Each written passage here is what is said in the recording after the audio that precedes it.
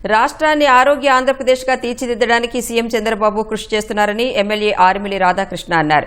పశ్చిమ గోదావరి జిల్లా తణుకు క్యాంపు కార్యాలయంలో 95 మంది లబ్ధిదారులకు 52,73,000 రూపాయల సీఎం సహాయ నిధి చెక్కులను పంపిణీ చేశారు.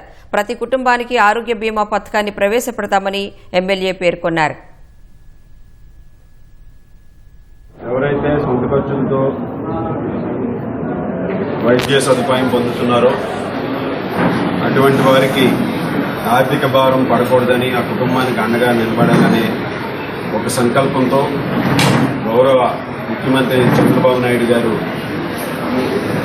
పెద్ద ఎత్తున ముఖ్యమంత్రి సహాయ నిధి నుంచి నిధులు మంజూరు చేయడం జరుగుతుంది. దాని ద్వారా మన నియోజకవర్గంలో ఇప్పటి వరకు దాదాపు 1,186 మందికి 8,82,51,774 రూపాయలు ఈ రోజు వరకు కూడా ఇవ్వడం జరిగింది. అంటే 24 నెలల్లో దాదాపు 9 కోట్ల రూపాయలు సీఎంఆర్ఎఫ్ నిధుల్ని మన ఒక్క తణుకు నియోజకవర్గంలో 1,100 పైగా కుటుంబాలకి మంజూరు చేయడం జరిగింది. ఈ ప్రభుత్వం పేదల పట్ల, దిగువ మధ్యతరగతి ప్రజల పట్ల ఉన్నటువంటి చిత్తశుద్ధి